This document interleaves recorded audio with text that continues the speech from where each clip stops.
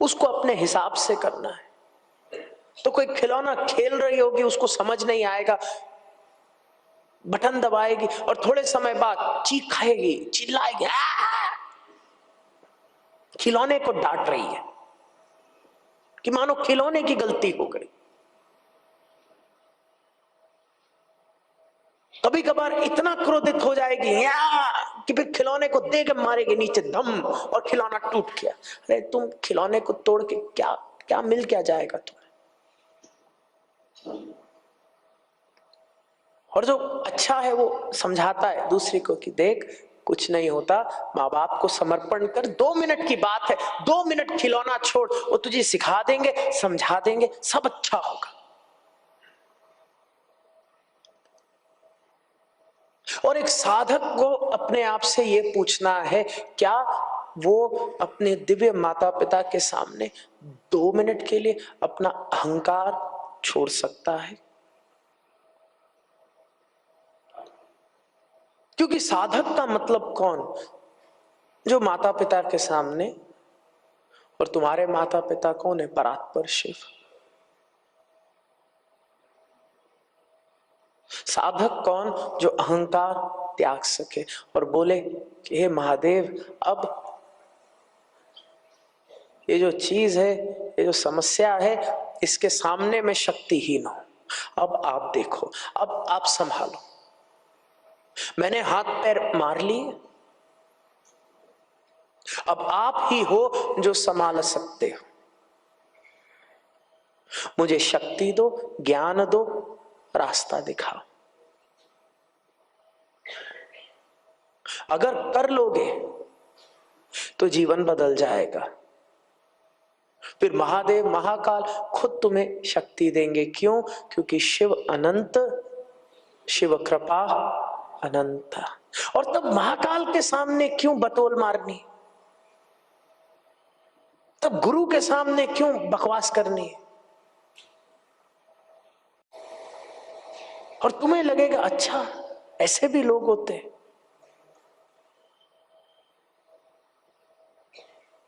तुम्हें ऐसा लगता है क्योंकि तुम शिवयोगी हो, तुम साधक हो। अगर साधक नहीं होते यहां बैठे नहीं होते।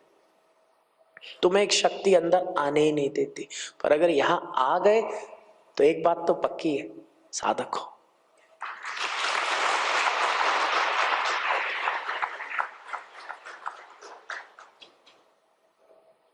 लेकिन कुछ होते हैं नहीं छोड़ते। मुझे याद है एक बार एक कार्डियोलॉजिस्ट, चिकित्सक था।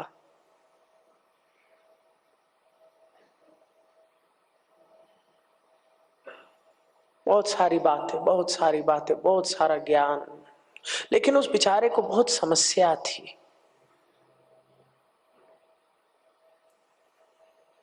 शरीर में समस्या थी, जीवन में समस्या थी, लेकिन एक अहंकार था कि मैं इतना बड़ा चिकित्सक हूं, इतनी सारी चीजें मुझे आती है। वो आया मेरे गुरु के पास, और ज्यादातर मेरे गुरु को जब तुम देखोगे बड़े प्यारे, बड़े शांत। और बाबा जी शांति से बैठे हैं और वो आया, और वो व्यक्ति अपनी समस्या बाबा जी को बता रहा है, फिर अपनी ही समस्या जस्टिफाई कर रहा है, और फिर अपनी ही समस्या का समाधान भी बता रहा है कि अगर मैं ऐसा करूं तो शायद ये हो जाए, ऐसा करूं ये हो जाए, वो हो जाए, फलान टिमका। बहुत देर तक उसने बात बाबा जी से की। उसने समस्या भी समझाई, उसने समस्या का समाधान भी समझाया, उसने टिप्पणी भी दी, एक्सपर्ट कमेंट्री भी दी, बहुत कुछ बाबा जी को बोला। और बाबा जी ने बस उससे इतनी सी बात पूछी कि देख भाई, तुझे समस्या कब से है? वो कहता है 20 साल हो गए। और बाबा जी ने कहा 20 साल तेरे पास थे अपने हिसाब से समाधान करने के, हुआ? कहता है नहीं। तो बाबा जी ने कहा 20 साल तू अपने हिसाब से चला, 10 मिनट मेरे हिसाब से चल ले। क्योंकि अगर तेरा हिसाब अभी तक काम आया ही नहीं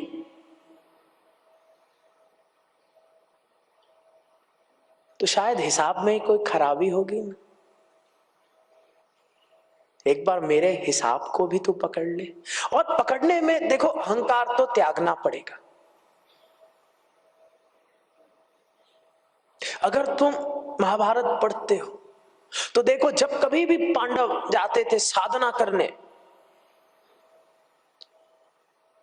अर्जुन गया पशुपात अस्त्र लेने, तो महादेव आए भेष बदल के। क्यों?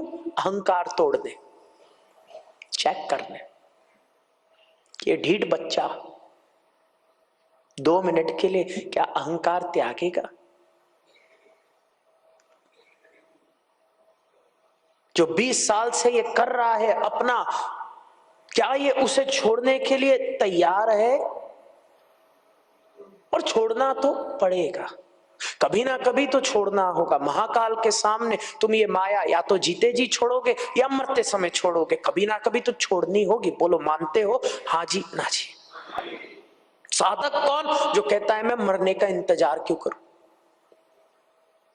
अगर मुझे द्विज होना ही है, अगर दूसरा जन्म मेरा होना ही है, तो क्यों ना गुरु के सामने दीक्षा लेकर के पुराना त्याग, एक नए जन्म, एक नए जीवन को मैं प्राप्त करूं। क्योंकि पुराना मैंने बहुत भोगा, पुराने में बहुत ऊपर भी था नीचे भी था, पुराने में मैं हताश भी हुआ। अब बस इतना स्वीकार करना है कि हाँ, ये जो पुराना था, ये जो विकार था, मैं इसके सामने शक्तिहीन हूं। और केवल मेरे गुरु हैं, मेरे भगवान हैं, जो आज मुझे शक्ति दे सकते हैं कि मैं इस विकार से ऊपर उठ सकूं। और किसी के पास ये शक्ति है ही नहीं। अगर अकेले तप करने निकलोगे, साधु भी निकले थे, वो बेचारे भी विकार के सामने, अप्सरा के सामने शक्तिहीन हो गए। बोलो हाँ जी ना जी। लेकिन अगर समर्पण है, अहंकार त्यागोगे, भक्ति है, तो तुम मीरा के समान हो, फिर किसी को भी नचा दो तुम्हारे सामने। फिर शिव अनंत, शिव कृपा, शिव अनंत, कभी ना कभी तो जरूरी है। और हम अपने गुरु के पास जाते हैं, भगवान के पास जाते हैं, कहते हैं कि हाँ, ये अब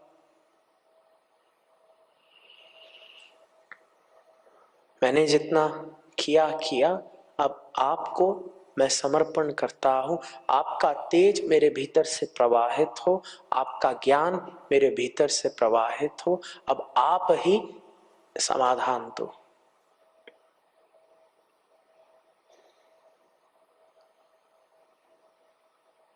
और दीक्षा का यही मतलब है, अपने गुरु के सामने एक समर्पण करना,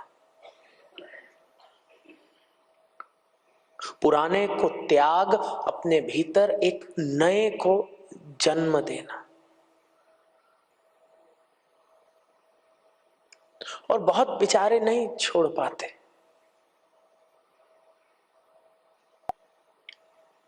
मन तो बहाने ढूंढेगा।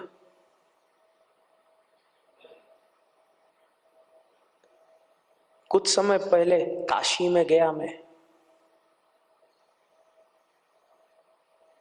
और एक परिवार से मिला जिसको महादेव ने बहुत पैसा दिया, बहुत पैसा। और जो परिवार के बड़े बुजुर्ग थे, उनके भीतर बहुत प्रश्न थे, बहुत प्रश्न। और वो एक के बाद एक मुझसे प्रश्न पूछ रहे हैं, और प्रश्न भी कुछ ज्यादा बड़े नहीं थे, कुछ ज्यादा तीव्र नहीं थे। शिवयोग में हम इन्हें एलिमेंट्री मानते हैं, जो छोटे छोटे बच्चे शिवयोग में हैं वो जानते हैं ये चीजें, हमारे लिए बड़ी नहीं है। उनको वो प्रश्न, उनके लिए वो प्रश्न बहुत बड़े थे। और जब वो बुजुर्ग मुझसे बात कर रहे हैं, बता रहे हैं कि जी मेरे मन में ये अशांति है, ये प्रश्न है, ये प्रश्न है, वो प्रश्न है, ये प्रश्न है, मैंने आसपास देखा दीवारों पर बड़े बड़े गुरुओं के साथ उनकी फोटो थी। जितने भी आज के बड़े गुरु हैं सबके साथ फोटो खिंचा करके बैठे। और मैंने उनसे पूछा कि ये प्रश्न आप मुझसे क्यों पूछ रहे हो, आप अपने गुरु से जाके पूछो।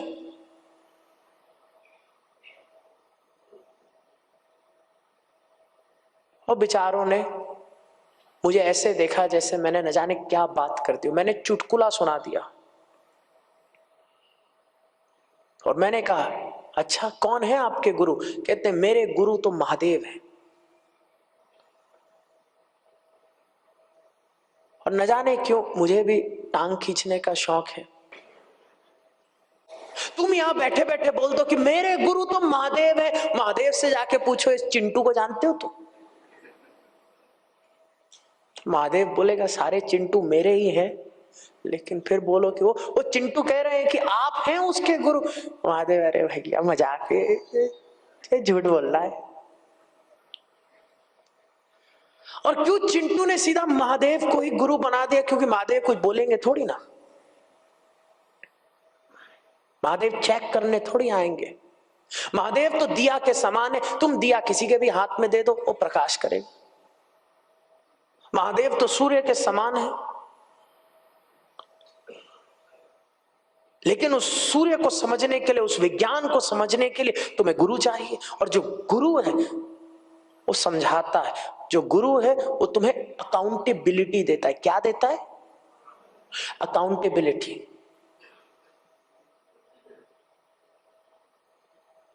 क्योंकि ख्याली पुलाव और विजन में फर्क क्या होता है? ख्याली पुलाव का कोई फॉलो अप नहीं है। ख्याली पुलाव में तुमने चीज सोची और भूल गए। और ख्याली पुलाव और विजनरी में फर्क क्या है? एक विजनरी फॉलो अप करता है,